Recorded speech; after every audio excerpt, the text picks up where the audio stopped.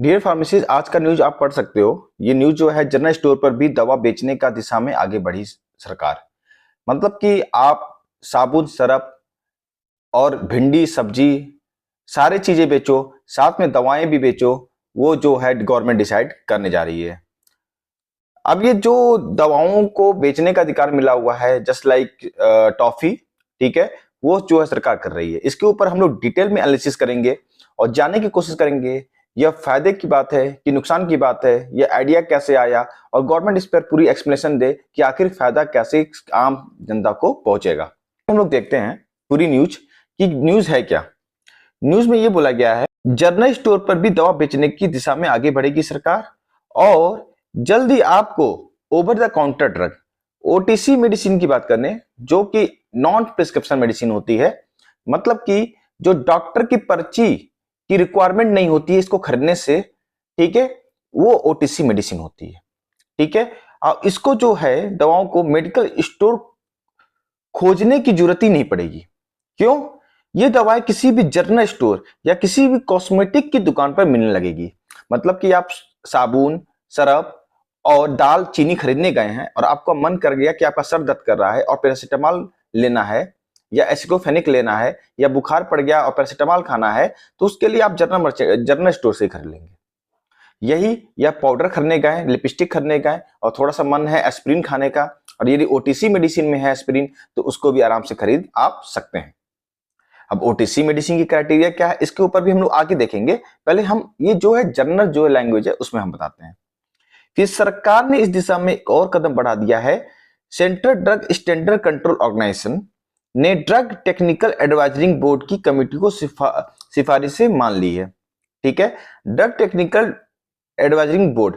अब देखिए, drug technical एडवाइजरिंग जो बोर्ड होती है ना, इसमें जो है एक ग्रुप ऑफ मेंबर्स होते हैं। ठीक है, जैसे कि फार्मेसी काउंसिल ऑफ इंडिया के प्रेसिडेंट बैठते हैं। ठीक है, फिर है नेशनल मेडिकल कमीशन के प्रेसिडेंट बैठ सकते हैं। ठीक है, फिर इंडियन फार्मास्यूटिकल एसोसिएशन के जो एसोसिएशन है फार्मासिस्टों का, उसके मेंबर बैठते हैं। ठीक है, ऐसा ही जो है मेडिकल एसोसिएशन के मेंबर भी कभी कभी बैठते हैं। तो ऐसे करके यह मेंबरशिप बनती है। उसमें सीडीएसयू के भी मेंबर होते हैं इसमें। तो ये समझ लीजिए पूरी मेंबरशिप बनाई जाती है। उन्होंने जो है ये प्रस्ताव दिया है सीडीएसयू को, और सीडीएसयू की सिफारिश को मान भी लिया है। भाई, अपने में गवर्नमेंट चीजें हैं तो मानेंगे ही। ठीक है, अब इसमें देखिए क्या है। इसके लिए कानूनी प्रावधान बनाने के साथ साथ ओटीसी के तहत बिकने वाली दवाओं की सूचना बनाने को भी निर्देश दिए गए हैं कि भैया ओटीसी ड्रग कौन कौन से हम रखेंगे। जनरल की दुकान पर, कॉस्मेटिक की दुकान पर, जो लोग ब्यूटी प्रोडक्ट खरीदने आएंगे, दाल चीनी खरीदने आएंगे, उनको क्या क्या बेचेंगे। ठीक है, यदि सिफारिशों को लागू कर दिया गया तो दवा बेचने के लिए लाइसेंस होल्डर का फार्मेसिस्ट होना अनिवार्य नहीं रह जाएगा। मतलब कि फार्मेसिस्ट की कोई मतलब ही नहीं है। आप 10 फेल हैं, 8 फेल हैं, 9 फेल हैं, आप कुछ भी पढ़े लिखे नहीं है और अपनी दुकान खोल के जो है चौराहे पर, सड़क पर कैसे भी बेच रहे हैं दाल चीनी, ठीक है, आप बेच सकते हैं।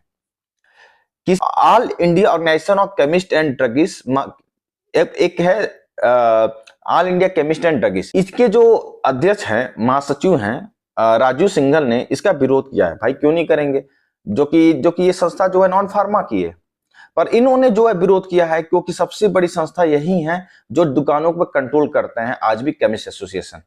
ठीक है, तो भाई क्यों नहीं करेंगे, करना ही है, क्योंकि भाई इंपॉर्टेंट तो फार्मेसिस्ट का होना है। ठीक है, तो यहां पर जो है राजू सिंघल जो है इनका विरोध किए हैं। उन्होंने कहा है कि ऐसा हुआ तो देश भर के 12 लाख केमिस्ट आंदोलन करेंगे। सही बात है, करना भी चाहिए। ठीक है, इस संबंध में देश में स्वास्थ्य मंत्री ने भी हस्तक्षेप की मांग की गई है। उन्होंने कहा कि इन लोगों को सेहत से भी खिलवाड़ है। क्यों नहीं खिलवाड़ है? मान लीजिए 12 लाख है तो उसमें से 5 लाख में भी तो फार्मेसी, 6 लाख में तो बैठते ही होंगे। तो भाई कभी भी तो सोच समझ के ही दवा देता होगा। ठीक है, तो यहाँ पर जो है स्वास्थ्य के साथ खिलवाड़ क्यों है? कोई मान लीजिए 2 फेल है, 3 फेल है, वो दवा खोल के बैठ गया, चीनी दाल बेच रहा है, उसी के साथ कहे कि थोड़ा पैरासीटामोल भी ले लीजिए, या चीनी के साथ पैरासीटामोल फ्री है, तो ये जो है खतरनाक हो सकता है। तो यहाँ पर भी जो है बात रखी गई है। बता दें कि इस संबंध में 2022 में एक ड्रॉप तैयार किया गया था, जिसकी शुरुआती दौर में 16 ओवर द काउंटर मेडिसिन शामिल किए गए थे। इससे पैरासीटामोल, ठीक है, ऑक्सीमेथाजोलिन, सोडियम क्लोराइड, ये सारी चीजें हैं। अभी हम लोग 2022 का जो इनका पैरामीटर है, इसको भी हम लोग सीडीएसयू की साइड से देखेंगे कि आखिर वो पैरामीटर क्या थे जो ओवर द काउंटर मेडिसिन में रखा गया था। ठीक है, तो उससे पहले बात कर लेते हैं, हमारा देश जो है नकली दवाओं का एक खेमा भी बन चुका है। आपको पता नहीं होगा, एक सूरत ये भी है, यदि जेनिक प्रोडक्शन भी हम कर रहे हैं, नंबर 2 पर हैं पूरे वर्ल्ड में, तो हम लोग नकली दवाओं के प्रोडक्शन में भी नंबर 1 पे होंगे। क्यों? क्योंकि यहाँ पर देखिए तो हर जगह आपको नकली ड्रगों का एक खेमा तक मिल जाता है, और यहाँ पर जो है चेकिंग के नाम पर कुछ नहीं होता है। वैकेंसी तो ड्रग इंस्पेक्टर की है ही नहीं, और पूरे जिले में एक ड्रग इंस्पेक्टर है, वो घूम घूम के क्या क्या देखे। तो यहां पर जो है आप देख सकते हैं कि 5 लाख से अधिक नकली दवाएं जब्त की गई हैं। 5 लाख से अधिक, समझ रहे हैं? यदि पेशेंट को कोई बुखार है और दवा खाया, पैरासिटामॉल असर ही नहीं किया, तो क्या कहे होगा? या मान लीजिए कोई ऐसी ड्रग है जो जीवन रक्षक है पूरी तरीके से, किसी को हार्ट अटैक आया हुआ है और एस्पिरिन का डोज देना है, क्लोपिडोग्रिल का डोज देना है, और वो नकली है, उस पेशेंट का क्या होगा उस समय? लोग तो ब्लेम करेंगे उस हेल्थ केयर वर्कर को कि भाई दवा असर नहीं किया, तुम ही मारे हो, तुम ही को पीटेंगे। ठीक है, तो इसकी जो है बहुत बड़ी एक प्रॉब्लम है इंडिया में। और वही प्रॉब्लम जो है यहाँ पर देख सकते हैं, दिल्ली औषधि नियंत्रक विभाग ने शनिवार की रात को चांदनी चौक जो कि सबसे बिजी एरिया माना जाता है दिल्ली का, ठीक है, वहां के भागीरथ पैलेस के एक दवा होलसेलर पर बड़ी कार्रवाई की है। वहां 5 लाख से अधिक मूल्य की नकली दवाएं की। अब नकली दवाएं आ कहां से रही होंगी? नकली दवाएं तो बन रही हैं, किसी ने कोई घर पकड़ लिया, घर में जो है मशीन लगाया 4-5 ने नकली दवाएं बनाना शुरू कर दी। ठीक है, अब यहां पर देखिए नकली दवाएं जो हैं ये कितनी खतरनाक हो सकती हैं, इस सब चीजों के बारे में बात किया गया है, जिसमें वर्टिन टैबलेट 16 mg, फिर जो है यहां पर देख सकते हैं और भी सारी दवाएं जो है यहां पर नकली बनाई गई हैं। ठीक है, यहां पर सारी चीजें जो है नकली दवाओं का खेमा जो है, सारी चीजें आपको यहाँ पे न्यूज में दिख रहा होगा। ऑलरेडी आप सभी लोग जानते हैं नकली दवाओं के बारे में, स्पूरियस ड्रग, मिसलीडिंग ड्रग्स, सारी चीजें आप ऑलरेडी देखते आ रहे हैं। तो समझ लीजिए एक नकली दवाएं इधर खेमा है, और आइए हम इसको ग्रोसरी में ओटीसी मेडिसिन को लेके आ जाएंगे। तो क्या ओटीसी मेडिसिन जो है नकली दवाएं और तैयार नहीं होंगी, लोग और नहीं खाएंगे? इसका दिन ब दिन जो है लोगों का कंजप्शन बढ़ता जाएगा। आइए देखते हैं नेक्स्ट हिंदुस्तान टाइम भी same to same, non prescription drug to be the sold by the neighbourhood the grocery soon. ठीक है, अब वो जो हम बात कर रहे हैं, जो 2022 का नोटिफिकेशन था CDSCO का, उसकी बात करना चाहेंगे कि ड्रग की लिस्ट क्या दी गई थी।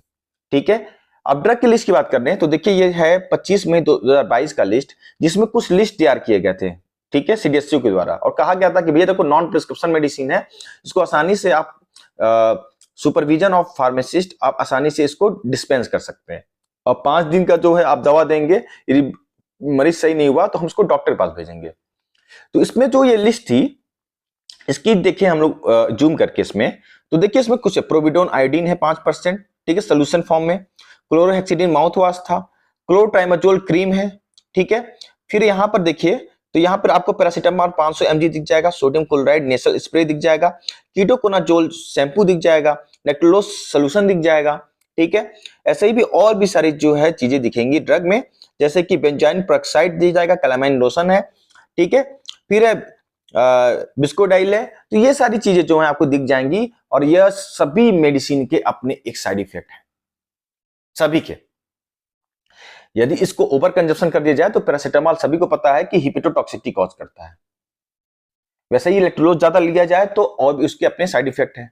तो कोई भी मेडिसिन जो है सेफ नहीं है, अपने अपने साइड इफेक्ट हैं और अपने अपने साइड इफेक्ट शो करते हैं।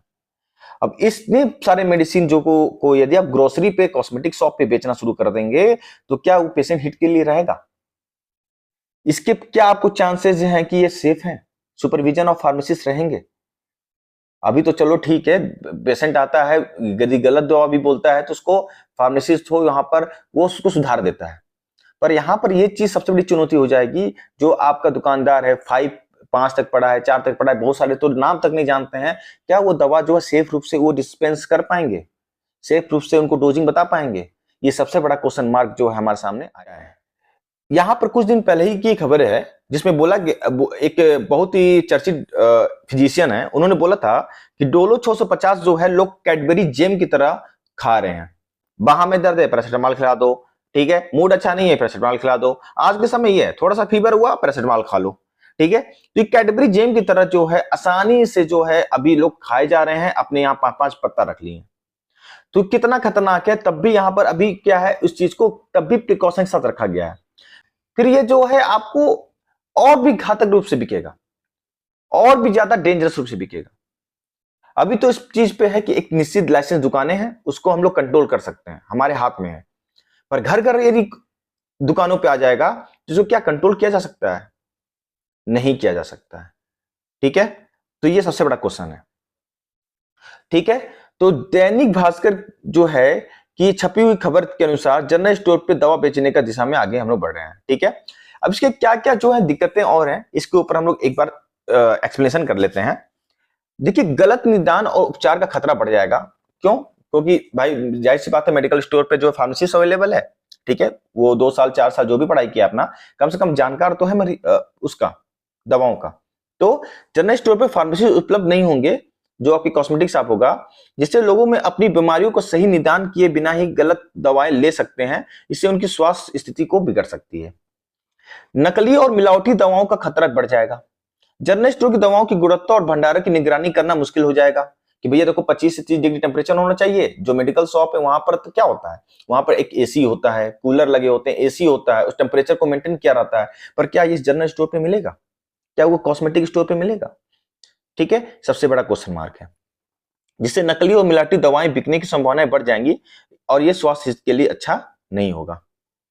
फिर फार्मासिस्ट के रोजगार पर भी असर होगा।